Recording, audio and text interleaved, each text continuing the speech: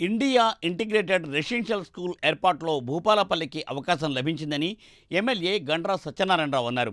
ప్రభుత్వం చేపట్టిన young India integrated residential school భవనానికి 200 కోట్ల రూపాయలు మంజూరు చేశారని ఎమ్మెల్యే వెల్లడించారు. ఈ స్కూల్ మంజూరుతో పేద మధ్యతరగతి విద్యార్థులకు అంతర్జాతీయ ప్రమాణాలతో విద్య అందనుందని ఆయన అన్నారు.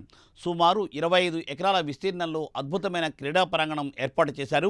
విద్యా బోధన చేసే ఉపాధ్యాయులకు కూడా వసతిని కల్పించేందుకు గృహ సముదాయాన్ని నిర్మిస్తామని అన్నారు ఆయన.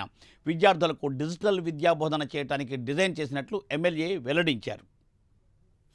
ఎస్సీ ఎస్టీ బీసీ మైనారిటీ పేద బడుగు బలహీన వర్గాల పిల్లలకు భారతదేశ చరిత్రలో ఏ రాష్ట్ర ప్రభుత్వం చేయని విధంగా ప్రతి నియోజకవర్గానికి మొదటి దశలో 30 నియోజకవర్గాలు ఇచ్చారు.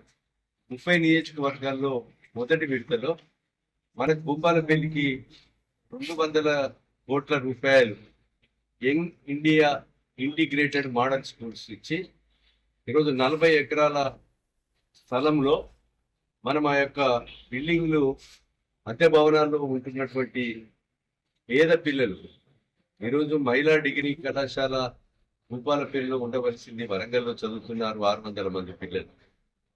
అదేవిధంగా మిగతా అద్దె భవనాల్లో సుమారు 20 లక్షల రూపాయలు నెలకు కడుతున్నారు.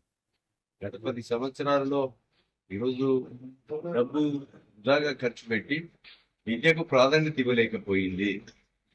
కనుక ఈరోజు గత పాలకుడు ఏదైతే ఆ భూమి ఇంటిగ్రేటెడ్ కు ఇచ్చినటువంటి స్థలము ఆయన స్వతహా ఫ్యాక్టరీ కొరకు అలాట్ చేస్తే దాన్ని క్యాన్ చేసి ఇప్పుడు